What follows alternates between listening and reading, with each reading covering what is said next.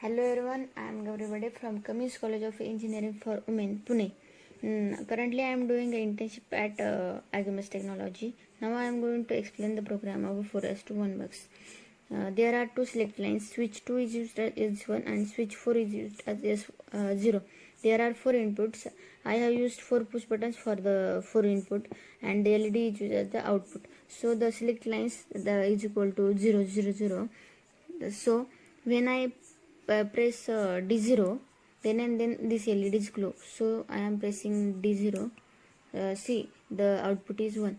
And when I am pressing D1, D2 and D3, the output is 0. So for the select line 0, 1, when I press D0, the output is 0. When I press D1, the LED is glow, and D2 and D3 LED is off.